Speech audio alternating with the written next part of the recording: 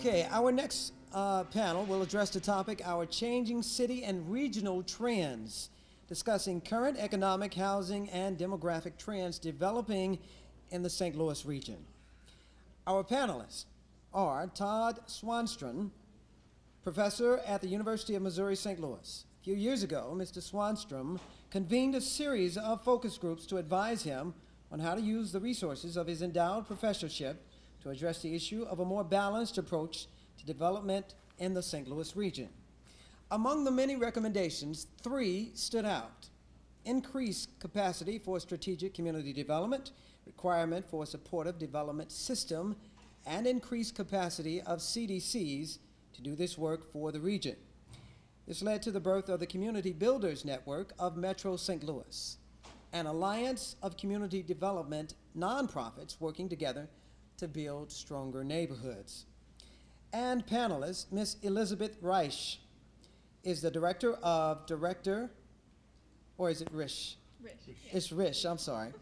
Ms. Elizabeth Risch is the Director of Research and Education with EHOC. Her research on banking issues by Her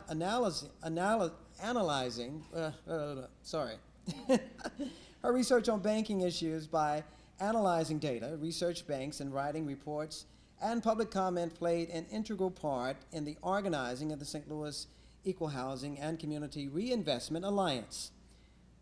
The Alliance works directly with banks to increase performance and services to low-income and minority communities. She also coordinates fair housing trainings and conducts additional research projects relevant to fair housing in St. Louis. Please welcome first Mr. Todd Swanstrom.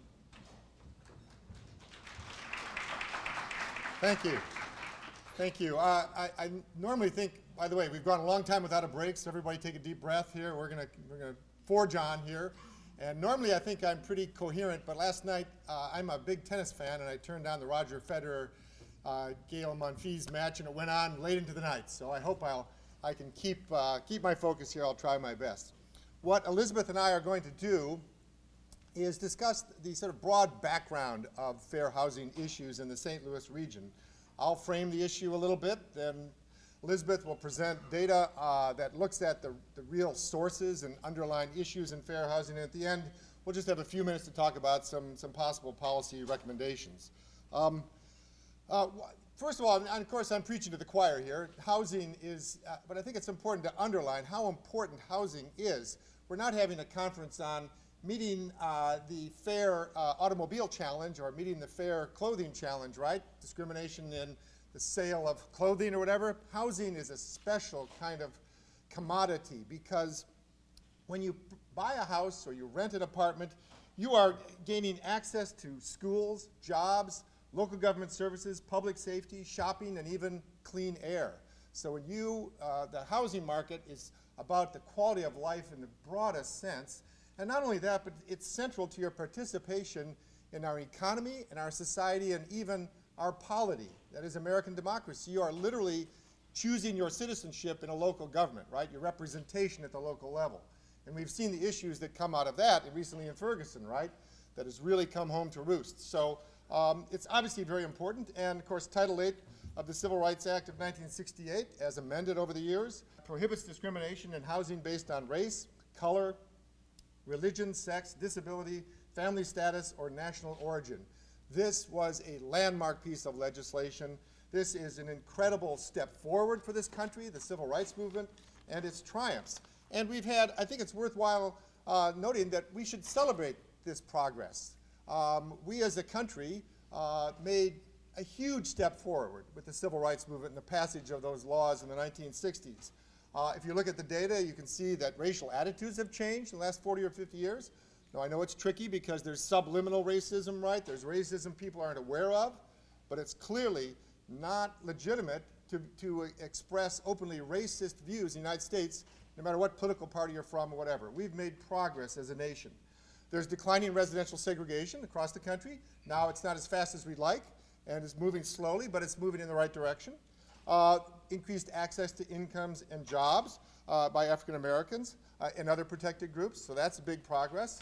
But there's also been, and this is what's so surprising in a way, given the the triumphs of the civil rights movement and the prohibition against racial discrimination in housing and other issues. The schools have become resegregated. Nationwide, 40% of black students attend schools that are 90% plus minority, and that's up from 35% in 1991. So why are we going backwards if we really eliminated this government-sponsored forms of racial discrimination? Declining household wealth. The black-white household wealth gap has increased from $85,000 in 1984 to $236,500 in 2009. In other words, the gap in household wealth between black and white households is increasing over time, a very disturbing trend. And of course, increased concentrated poverty, something that I've spent a lot of my career studying, the effects of concentrated poverty. More black children grow up in areas of concentrated poverty today than they did in 1970. Well, what's going on here? Why are children growing up in more poverty-stricken areas? Blacks are 6 times as likely as whites to live in areas of concentrated poverty. So we have these trends that are really moving in the opposite direction despite the triumphs of the civil rights movement. So why have we regressed on some measures of racial equality? Of course, we still have discrimination based on skin color and other issues, religion, gender, sexual orientation, etc. Though that kind of individual discrimination still exists, and we still have to work to eliminate it as hard as we can. So, for example, we're doing that with fair housing audits that show that there still is. An audit means that you send couples out of one race and of another race exactly alike in every way, and you find out that there is discrimination still against African American individuals. But the other side of this is that the living patterns in metropolitan areas are perpetuating and even accentuating the racial inequalities, right? And that's what part of what we want to talk about today is the way that has happened. And of course, we know that in the case of, for example, it's not that individual school districts are deliberately sending black children to one school that's underfunded and white children to another school in the district that's better funded. It's the fact that black children are in one school district that has less resources, right, and more poverty and social issues than white children in another school district. So it's a very different set of issues. So we're in a position, I think, where we have to fight a battle on 2 fronts, right? We have to win the war that was begun in the 1960s, and we now have a new set of issues, a whole new set of challenges that I would argue are deeper and trickier and more difficult, I think, to see, but there's no doubt that that's the agenda that we have to address. And a good example, once again, is Ferguson, Missouri. As Chris said, the shadow of Ferguson lies over this whole conversation today. I mean, it elevated these issues phenomenally across the country and even across the world, right? As people paid attention to what happened in Ferguson. And what we find there is that we need to make sure that there are black police officers, right, who understand the black community and can relate to the black community. But that won't solve the problem itself if you have a police department that's underfunded, lacks professional training, and has constant pressure that 25% of the budget of Ferguson comes from traffic violations and court fees, right? There's something wrong there, and that's that fiscal pressure on a place like Ferguson. What are the causes of these place-based inequalities? Once again, intentional acts of discrimination, but there also are public policies, right, that perpetuate and accentuate these unequal conditions. And the civil rights laws, as several speakers have said, the civil rights laws, and this phrase, affirmatively furthering fair housing, are attempting to reach these broader issues, but it's difficult because they don't fit clearly in a rights framework, right? Having the right to something is more difficult when these are deeply rooted in institutions, deeply rooted in a racially discriminatory past that goes back 100 years, right, and has these deeper roots. So what if you have the right to get on the bus and sit anywhere you want on the bus, but there's no bus that serves your neighborhood, right? What if your employers no longer discriminate against you because of your skin color, but your job is a 2-hour bus ride away and you can't afford a car? You have equal rights, right, but you're still not really realizing the total value of those rights. What if landlords do not discriminate against you because of your family status or gender, but the only apartments you can afford are in areas of concentrated poverty with underperforming schools? As Professor Metzger pointed out to us, Section 8, which supposedly gives you a voucher that you can live in living environments that are high quality, that give you and your children an opportunity to realize the American dream. But what we find out is that Section 8 holders housing choice vouchers end up in worse communities than on average, right? It's a little bit like going to the grocery store, and you go in the grocery store and you can only choose from the bottom shelf. If we saw that, if we saw people going to the grocery store, we said to people, you over there, you only choose from the bottom shelf of the grocery store, right? No other shelves. We would say there's something wrong. Well, there is something wrong, right, in the way the housing market operates, but it's more difficult to really get at these causes, and we're going to try to do that. So the idea is to expand the reach of the civil rights laws in order to affirmatively further fair housing, as we've talked about it, regardless of intent. Even policies that don't have the intent to discriminate against a protected class or against African Americans might have a disparate impact, right? And the courts have recognized there's something here, even if you don't intend it. If it results in unequal conditions, we have to address it. We have to do something about it. So we're going to talk about these things like exclusionary zoning laws, the way we steer infrastructure investments, unequal funding of local schools, all these kinds of issues that play a role. And now let me turn it over to Elizabeth, who is going to talk about the Fair Housing Equity Assessment she did for one STL. And I just want to say, as an advertisement, this is an incredible analysis. And if you're really interested in getting deeply into these issues, you should go to the website and download the report. But let me turn it over to Elizabeth. Thanks, Todd. So the background on the Fair Housing Equity Assessment, this was conducted as part of the One STL program. This report, it was kind of designed to focus on the disparities in access to opportunity, particularly within race and national origin. There's a lot of components of the FHEA that I can talk about all day, but we'll kind of just focus today on some of the major data points. A lot of this we already have talked about a lot. As Todd said, we're preaching to the choir in a lot of these cases, and so this is something that has a lot of discussion and a lot of conversations about, but hopefully with this new framework we can rephrase that conversation and really move forward. The understanding with this document as part of the One STL project was that our region can't be sustainable if we still have these disparities, if we have deep segregation and inequality. We're not going to move forward in promoting sustainable access, in promoting our regional economic growth. So the biggest thing is that segregation remains a persistent issue. So these dot density maps particularly tell a chilling story. The green dots on these maps are African American population, the blue is white, the red is Latino, and the bright blue is Asian, if you can see those. And an important conversation about this, the patterns of segregation today, is understanding the implications that created this, the past policies and practices, in this past history of exclusion. So it's history, but it's still very much relevant and affecting us today. So things like sundown towns, the places in a lot of towns in Illinois and other parts of Missouri that had explicit signs posted at their city limits prohibiting blacks from being in them after the sun went down. James Lowen has an excellent book about these towns, and many of them are in the St. Louis region. Although the sundown town signs have been taken down, many of these towns are still overwhelmingly white. Restrictive covenants are also part of our past, and there's still some on the books today in subdivisions and neighborhoods.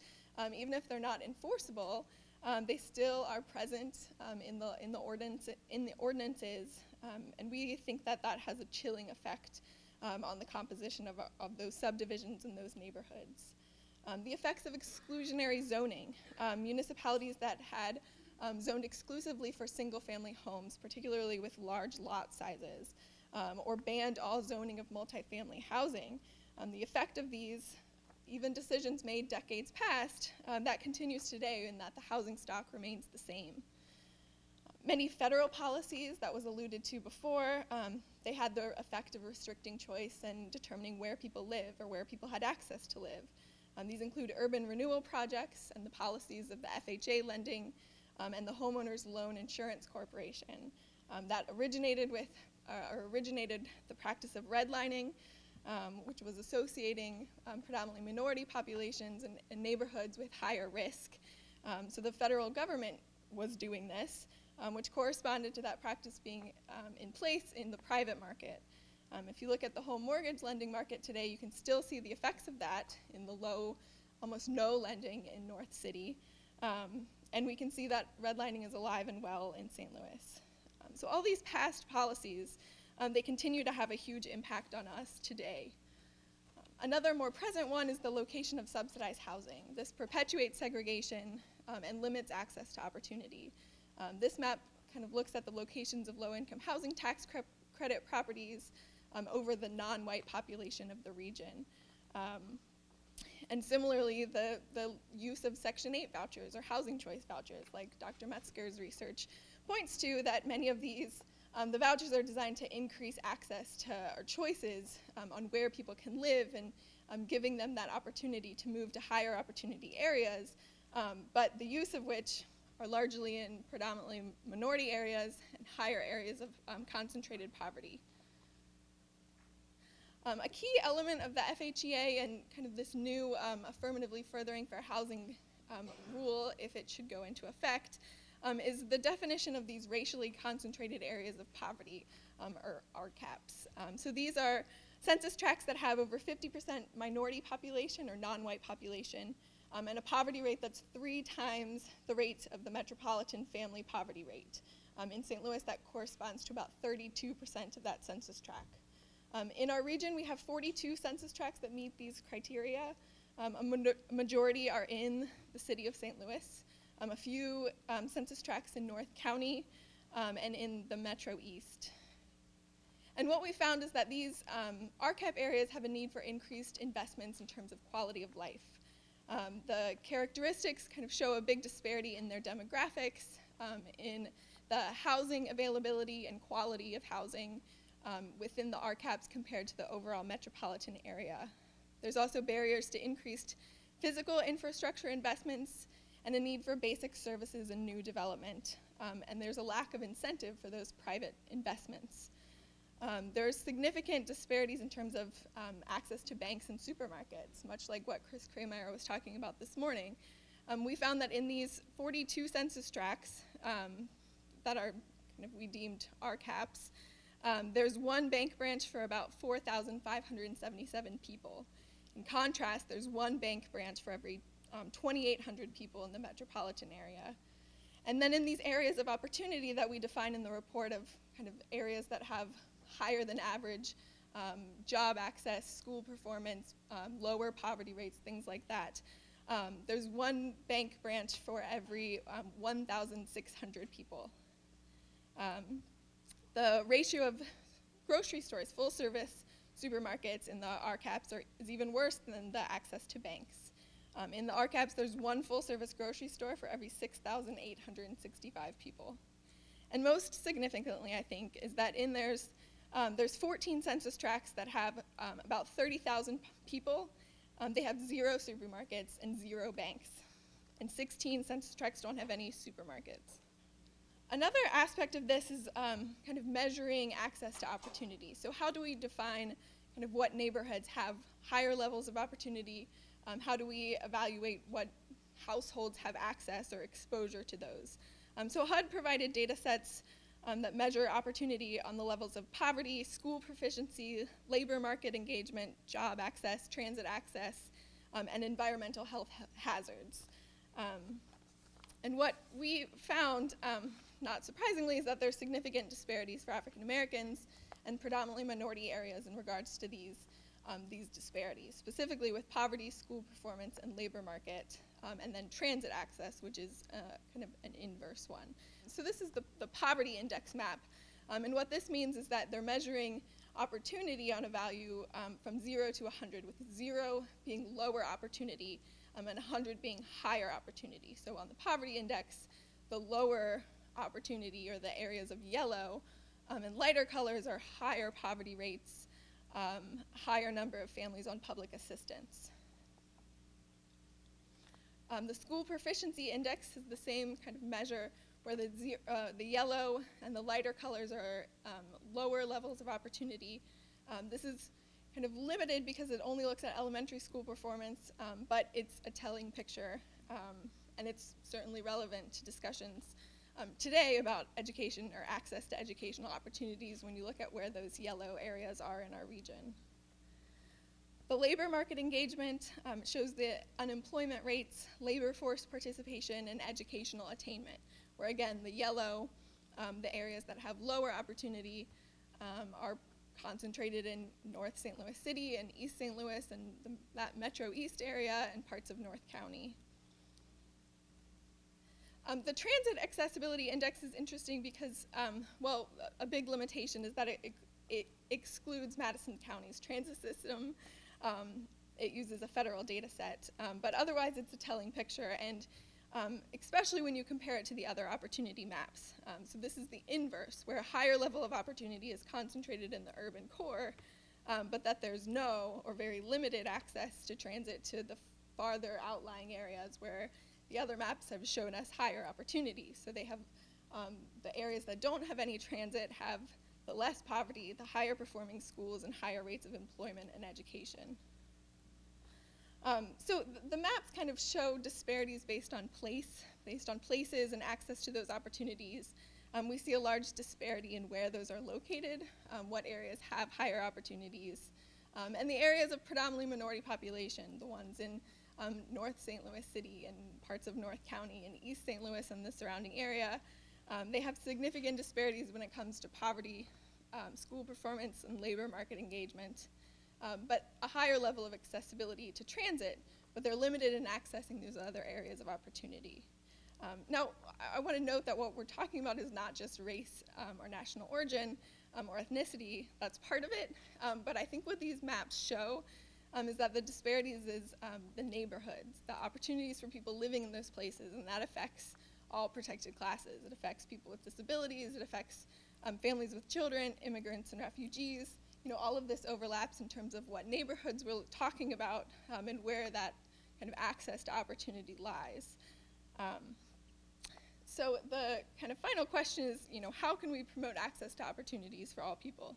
And we're kind of both going to talk about these kind of the policies that affirmatively further fair housing, the ones that kind of help people move to areas of opportunity to increase their choice and opportunities to live in those places, and then what are the other policies that bring opportunity and investments to the places that have been underserved, those RCAP areas and the other disadvantaged communities. So they're both kind of people policies and place policies, and you know, I want to emphasize that we're not kind of encouraging one over the other. It's definitely, we need both. So I'll talk just a bit about some of those people policies. And how I like to frame this is that we're needing to think about policies that expand housing choice. You know, we're not social engineering and you know, making everybody move to St. Charles County or other places that have higher opportunity based on these maps. But we're kind of thinking about how do you expand housing choice, how do you expand the opportunity for people to move to where they want to live. And some of these kind of policies include, the first thing is, you know, educating people about why this is important, why it's important and beneficial for us all to live in diverse communities. And some of these messages, you know, have been around for a lot and certainly have been worked on here in St. Louis. But we need to make sure that these messages include promoting racially integrated communities, and that we need to kind of explicitly combat the myths around racially integrated communities and what affordable housing means. There's still a lot of ignorance and myths about kind of what that means for the community and people's belief to that not in my backyard sentiment. As Dr. Metzger kind of talked about before, is that increased housing options for housing choice voucher users. So making it easier for landlords to participate, increasing the source of income protections are great kind of people policies that would expand these housing choices. I think this will be covered kind of in a later panel, but expanding housing opportunities for immigrants and refugees in all neighborhoods. So there's some specific policies that could assist with buying homes, providing access to home ownership, and also repealing the discriminatory ordinances that limit the rights of immigrants, which are still in existence in our region. And then finally, rooting out instances of illegal housing discrimination. So there, you know, At EHOC, we do fair housing testing, and we certainly find that there's still housing discrimination, both blatant and more subtle, the discrimination with a smile that happens. So we need to be testing for that. We need to be enforcing it. We need to be supporting CREA and rooting out these kind of instances and holding people accountable for their actions. In addition to boosting our education and advocacy about what fair housing is and what housing discrimination is. I think everyone's attendance at this conference certainly speaks to some of that and the need to talk about this more. Todd, you want to talk about place policies? Sure. Place policies means that we need to not just have people having choice so that they're not discriminated against and they can move, right, where they want to move, but we also need to have a supply of great communities, right? A supply of diverse and communities with adequate resources, with good schools, with all the things that you need to have a good quality of life. I just want to say with regard to place policies, I mean, the underlying issue in this conference is the courts have generally ruled that municipalities can discriminate on the basis of income, right? You can keep out apartments. You can zone so that there are no multifamily housing in your community.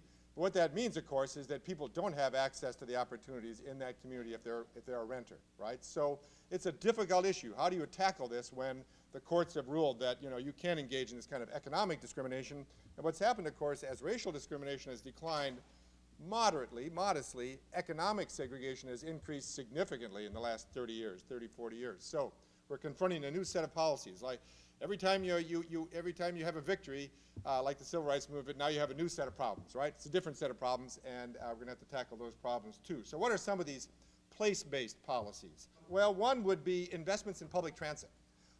As Chris Kramer pointed out, the fact that the Metrolink is going through Pagedale provides an opportunity, an asset that they can leverage. And if you can build workforce housing in transit-oriented developments, you can save a family, if they can dispense with one car, right? Instead of 2 cars, maybe have 1 car, or maybe 0 cars, right? If you can have grocery stores and others nearby, you can save $5,000 and up to $8,000 a year, which means you'd have to earn maybe 10 or 11, right, to have that kind of money in your pocket. So that can be an anti-poverty strategy. Here in the St. Louis region, the big issue, I think, should be we ought to be talking about the north-south extension of Metrolink. If the north-south extension of Metrolink, which went from downtown St. Louis, down Jefferson into the south side, and north up Florissant, right and across, right near Ferguson, by the way, that would open up tremendous possibilities to end the isolation of those communities and the disinvestment of their communities. It would require a lot of hard work because here in this region we've just barely understood what TOD is. We're kind of getting there, right? But that would present some real opportunities. Another example would be the Community Reinvestment Act to have more bank investment in communities. And this means, as we've talked about, there's a coalition, SLCRA, that works on CRA issues in the region. This means that not just that banks, once again, don't discriminate, right? Of course they shouldn't, right? When somebody walks in the door, it doesn't matter what your skin color is, doesn't matter what your religion is, etc., you should be given a fair chance to get a loan. But it also means that the banks need to reach out to communities affirmatively, right? They need to form relationships in those communities. They need to understand the challenges in those communities so that they're not just responding, they're actually making things happen. They're working with the small business owners. They're working with the real estate industry. They're working with Sean Spencer back there, right, to make the neighborhood attractive for investors, right? So there's a lot that can be done here, I think, and we're working on it as a region. Targeting economic development subsidies. We talked about TIFs, tax increment financing, and there's also Chapter 353. There's other subsidies. These have often been used, actually, perversely, somewhat like Dr. Metzger pointed out with Section 8, they've been used to actually move jobs away from areas of need, to push retail even further out into exurbia, right? Used for developments on cornfields out in exurbia rather than where they were intended to be used, which is to address conditions of blight and disadvantage. So we ought to be making a case that these economic development tools should be concentrated where they're needed the most in the RCAPs, right? They ought to be going in there to improve the conditions in those racially concentrated areas in the St. Louis area. And investing in the infrastructure of community development. As was mentioned in the introduction, I work with a coalition of community development corporations. We as a region do not have a large community foundation that invests in this community development, in these grassroots groups and their capacity to do good neighborhood planning and good neighborhood development. So we need to think about how we can improve our community development system.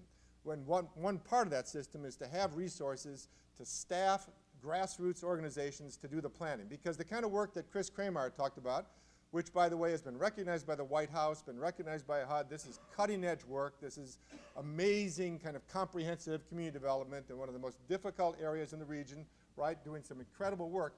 But that requires years and years of effort, and it requires resources.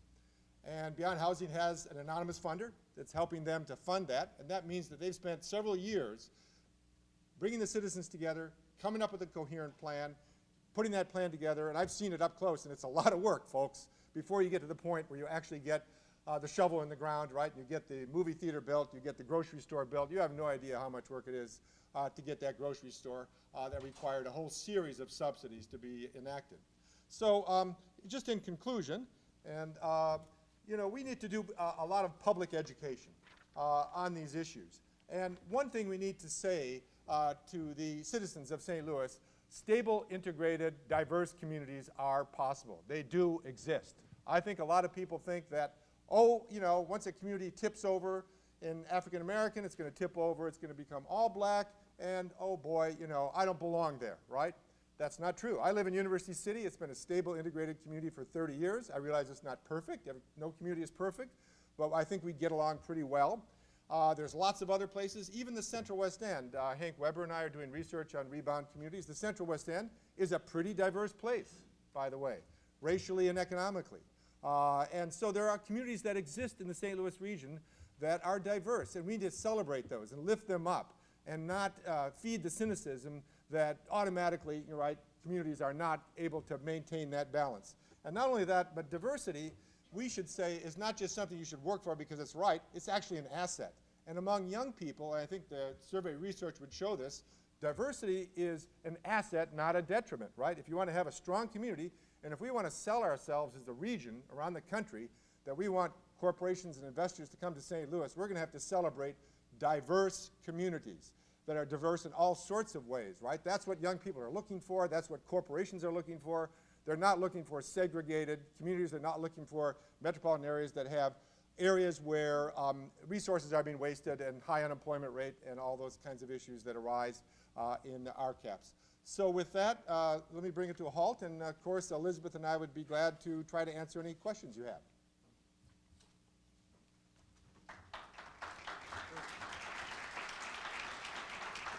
All right, let's open the floor up to questions. We'll start with you, sir. Hi, I'm Pat Mobley. I'm a staff attorney at Legal Services of Eastern Missouri. What struck me about what each of you said were a couple of things. I heard not in my backyard or NIMBYism, and then I heard public education. And I wonder, what can we do and how realistic is it to really expect to, through whatever means of public education, to get rid of NIMBYism? I mean, right now the prevalent attitude that I probably get the worst because I tend to read newspaper comments, but the prevalent attitude that I get is, well, look what happened when Metrolink came out to the Galleria. You know, then all this trouble started happening. And so if you tell someone who lives in a neighborhood that he or she likes, we'd like to bring the Metrolink down there so that people can come from, you know, the north side of St. Louis and work and shop and access the opportunities in your community. How do we change that person's mind, and more broadly, how do we change the minds of that entire community to say, we do want all these people to come into our community. They're not problems. They're going to bring economic opportunity, and they're going to make our city, our tiny municipality in the county, a better place to live and work. I'll say then. Yeah, it's a serious issue. You know, that a term that I've heard used is people go bananas. You know, build absolutely nothing anywhere near all sites. You know, they just get fearful and reactionary, and I think we just have to recognize that people have fears.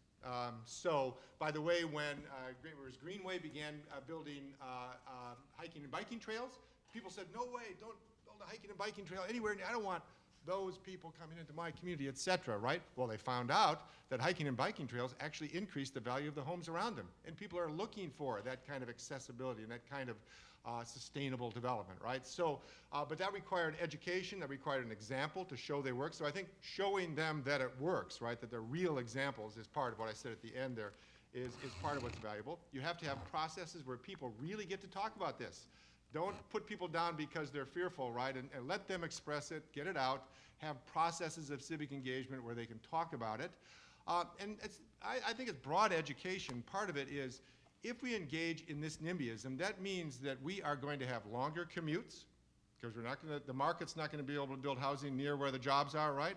It means we're going to have a worse quality of air, because there's going to be more cars on the highway. There's going to be more congestion, right? It means that we're not going to have the diverse workforce that we need to succeed as a region, right? So broad, if you, the way Alexis de Tocqueville said, self-interest rightly understood, right? Which is self-interest in a broader sense. And people have to get to that point. And they'll only get there, you can't lecture them, right, and put them down. You've got to let them express their fears. You've got to show them that it can work. And you've got to make the arguments as to why it's in their self-interest.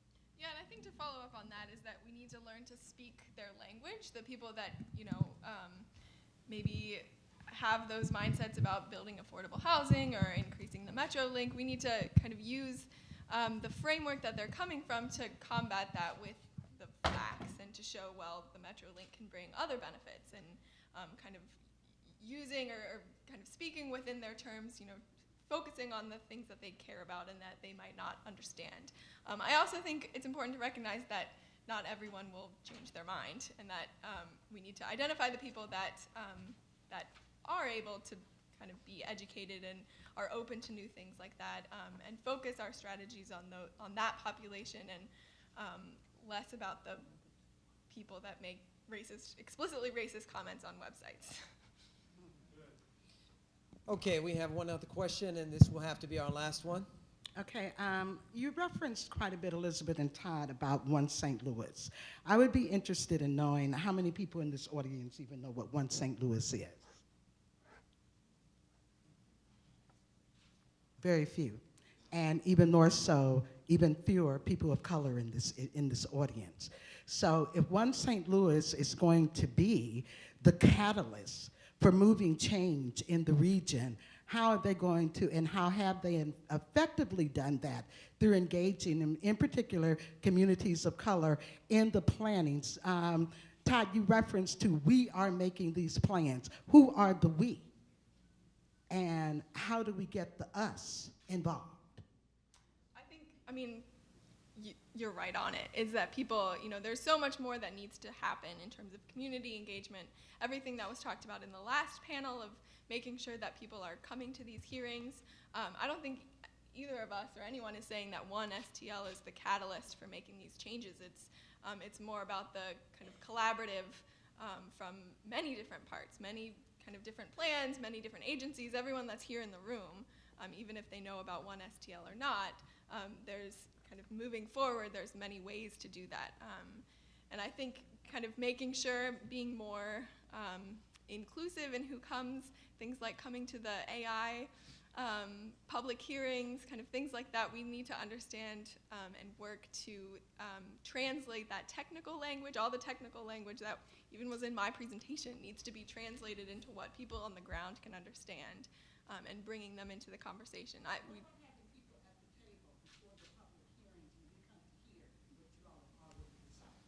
Yeah, I mean, that's what's needed as well. David Wilson, do you want to comment on this? We have a presentation at 1 o'clock that addresses one STL. Okay, great. Great. Would you guys like to tell people how they can get in contact, find you online, or some information? There should be a contact information. Okay, it's not on the screen. Can you just verbally give it to them? Everybody, you have a pen in your bag, a green pen that writes, but it also has a 1STL information web address there. You can sign up for 1STL network right there. If you go to that web address on that pen. In terms of the work that I work on, I work with the Community Builders Network of Metro St. Louis. You can Google Community Builders Network and you'll get to our website pretty quick. We have a bi-weekly newsletter which talks about neighborhood development and community development issues in the region. You could sign up for it. And we now have something called Creating Whole Communities at the University of Missouri St. Louis, which is an attempt to link the resources of the university to the neighborhoods in the region, and we'd love to have you involved. And I work for the Equal Housing Opportunity Council. You can find us online. There's a link to our Fair Housing Equity Assessment, and I'll be around the rest of the day if you want to chat more. At that, Todd and Elizabeth, thank you for joining us. Please give them a round of applause. And it has been my pleasure to be your moderator today. I'm sorry for getting a little tongue-tied earlier. A friend of mine told me don't try to be witty or intellectual, just be yourself. And this was a friend. At that, we're going over for lunch, and I'm told that there are salads on the table and you can begin eating right away. And thank you for joining us today. It's been a pleasure. We are so glad that you came out. Have a great afternoon.